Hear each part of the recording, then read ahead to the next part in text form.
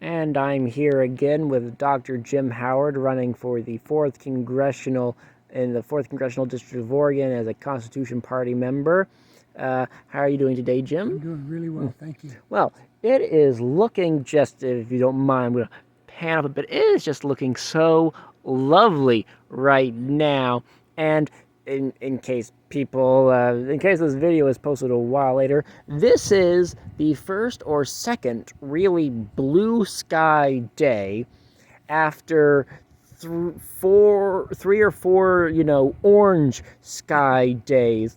And I gotta be honest with you, Jim, I always thought of orange sky as, it's this thing that happens on Star Trek or Stargate or some other, alien planet, and usually it involves, like the sun is turning red for whatever reason, or the air is full of thermium 47 or whatever. And but long story short being, of course, that orange skies aren't good. No, they're not. No.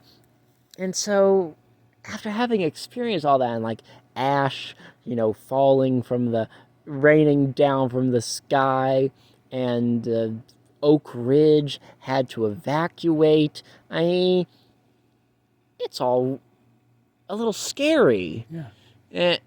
And so I just thought, bring up the question of so your what are your thoughts on, let's go with a soft target, logging in Oregon is extraordinarily important. The timber industry. What are your thoughts on logging in the timber industry in the 21st century? That's a tough one. But recently they've come to an agreement. The environmentalists and loggers have come together, and the environmentalists got their way in that we're cutting almost zero old growth, and we've moved to cutting the second growth.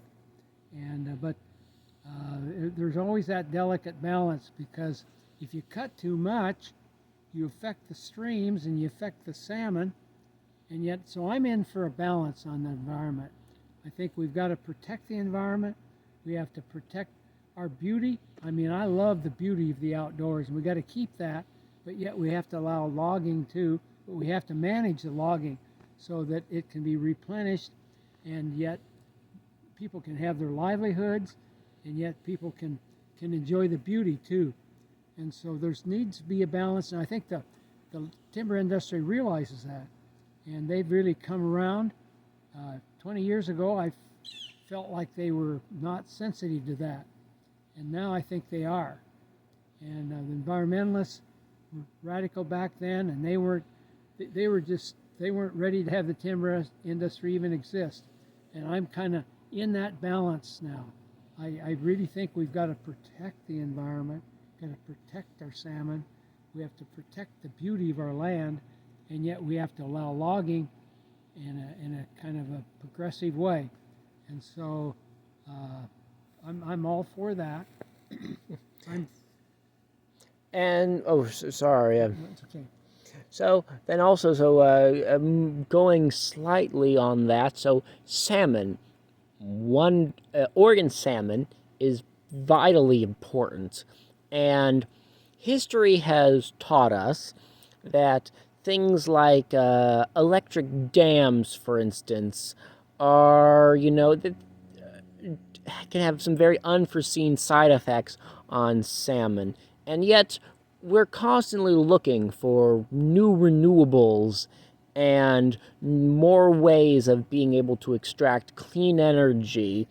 And so, what is your opinion on things like more hydroelectric dams or less hydroelectric dams, or go from there and all that? Okay. So, ready? It's still it is. rolling. Okay. Yes. Yeah. When I was a little kid, I was before a lot of the dams went in. I would go out west of Roseburg at a place called Elgarose or Melrose, actually past Melrose, and in this little creek there'd be these huge salmon that would come up, and they would lay their eggs, and then they would kind of die or go back, and all of a sudden that stopped.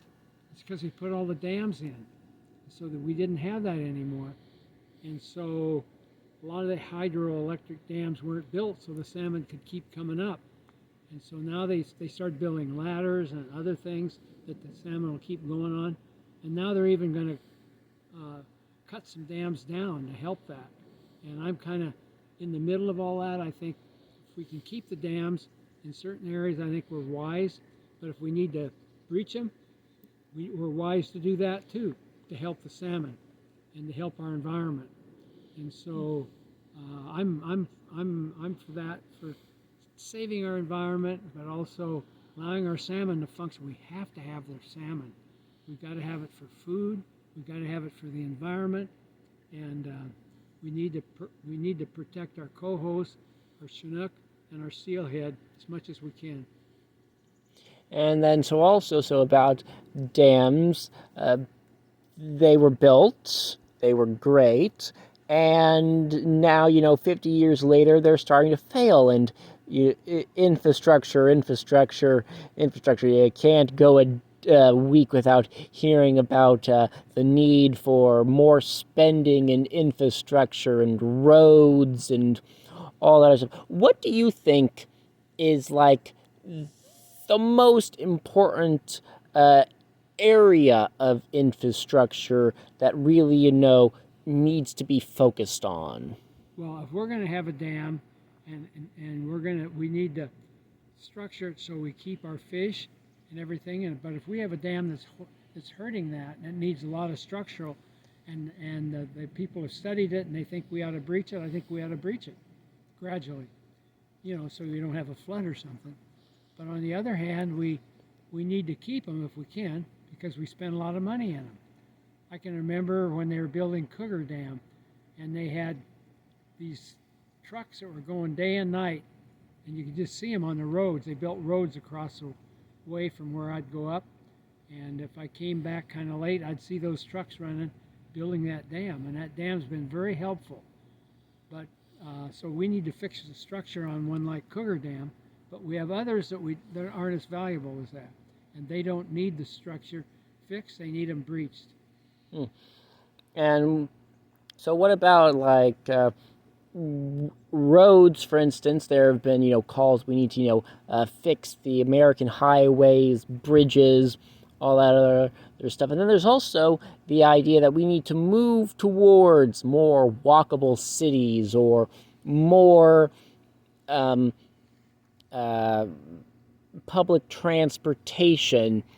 And so what do you think, like I said earlier, it's what area of the infrastructure do you think we need to work on the most? I think we need to upgrade our public transportation. There's no question about that. We need to be able to use, we need to be able to walk. We need to be able to do all kinds of things like that, more bicycle use. And we need to be able to do that. But we need to upgrade and keep our infrastructure strong. And Biden just passed the thing, and then he did an executive order, I think, above it, where he is putting millions of dollars into bridges and highways and everything. So he sees the value of that, and Congress passed that too. So they really did something that upgraded the fixing of our bridges, highways, and public infrastructures. And that was long overdue. And also, so Oregon has a large amount of rail tracks put down, and one criticism of roads and trucking and things is that the biggest enemy of roads are the trucks that drive on them. And if we were to switch to a more rail-reliant system, that we would be able to, that rail cars and trains don't have the same damage and stress that trucks do on roads. So do you think that's a good idea to explore. Probably eight or 9 years ago, but now the trucks have taxes on them that are so high that they're actually paying their way. So for all their heavy use on the highways, they're helping to pay for that. So I don't want to. I think right now we have a good balance, but we didn't 8 or 9 or 10 or 15 years ago. The trucks were eating up our highways and not paying their share, and now they pay their share, and so things are a lot better in that area. And then, so since we're talking about the environment and so forth, power generation is, of course, becoming massively important.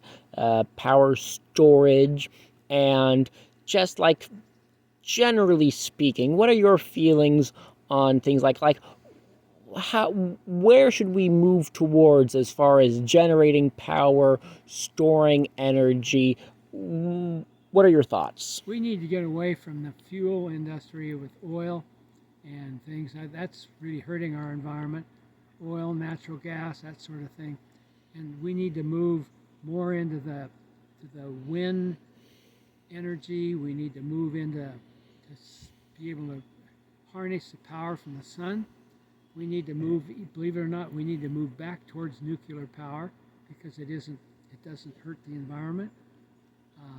We used to worry about breaches and everything with nuclear power, and people were against it, but it's coming back as a valuable resource. So the sun is a helpful resource. We need to harness the power from water in many different ways besides hydroelectric dams, and we need to be able to harness all the things other than oil and gas and natural gas that hurt our environment, and they are finite, and they're going to run out someday.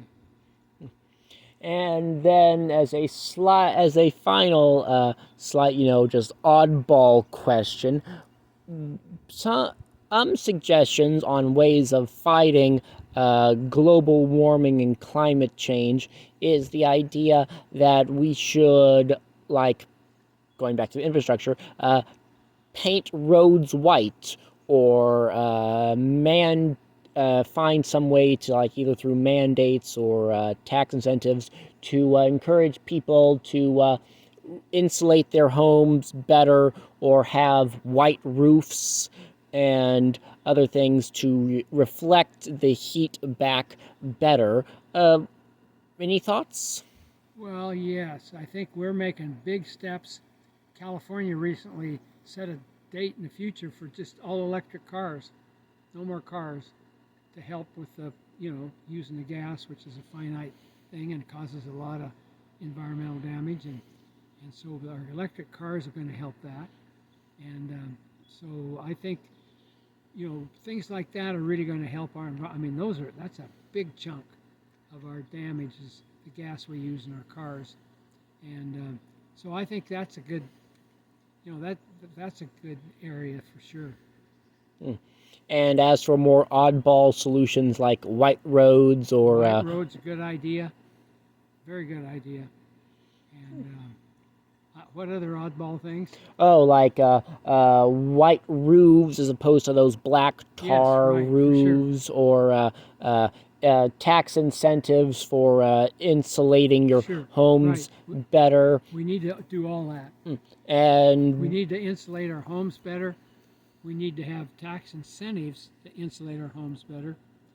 And we need to move towards more electric heating.